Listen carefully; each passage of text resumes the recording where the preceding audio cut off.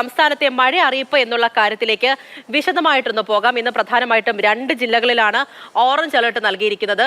ഏതൊക്കെയാണെന്ന് നമുക്ക് വിശദമായിട്ട് നോക്കാം. കാസർഗോഡും കണ്ണൂരുമാണ് ഇന്ന് ഓറഞ്ച് അലർട്ട് നൽകിയിരിക്കുന്നത്. ശക്തമായിട്ടുള്ള മഴ തുടരും എന്നുള്ള അറിയിപ്പാണ് നൽകിയിരിക്കുന്നത്. നമ്മൾ ഈ കാണുന്നത് പോലെ എറണാകുളം മുതൽ വയനാട് വരെയുള്ള ജില്ലകളിൽ യെല്ലോ അലർട്ടാണ് നൽകിയിരിക്കുന്നത്. മഴ അറിയിപ്പ് തീരെ ഇല്ലാത്ത പ്രദേശങ്ങൾ എന്ന് പറയുന്നത് തിരുവനന്തപുരം, കൊല്ലം, പത്തനംതിട്ട, ആലപ്പുഴ, കോട്ടയം എന്നീ ജില്ലകളിലാണ്. ഇവിടങ്ങളിലാണ് മഴ അറിയിപ്പില്ലാത്തത്. പക്ഷേ എങ്കിലും മഴ ചെറിയ രീതിയിലൊക്കെ പെയ്യുന്നുണ്ട്. അത് രാവിലെ മുതൽ തിരുവനന്തപുരം ജില്ലയിലൊക്കെ കാണാൻ സാധിക്കുന്നുണ്ട്. കണ്ണൂരും കാസർഗോഡുമാണ് പ്രത്യേകം ശ്രദ്ധിക്കേണ്ടത്.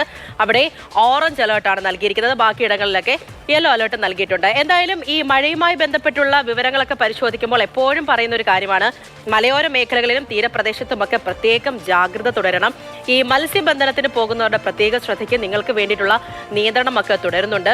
ഇടങ്ങളിലൊക്കെ മലയോര മേഖലയിലൊക്കെ വിവിധ പ്രശ്നങ്ങളൊക്കെ ഉണ്ടാകാനുള്ള ഒരു സാധ്യതയുണ്ട്. കഴിഞ്ഞ ദിവസം തന്നെ നമ്മൾ കണ്ടല്ലോ, ഒരുപാട് പ്രശ്നങ്ങളൊക്കെ ഉണ്ടായിട്ടുണ്ട്. എന്തായാലും അലേർട്ടുകളൊക്കെ നൽകിയിരിക്കുന്ന സ്ഥിതിക്ക് മഴയുമായി ബന്ധപ്പെട്ടുള്ള ജാഗ്രതയൊക്കെ തുടരുക തന്നെ വേണം.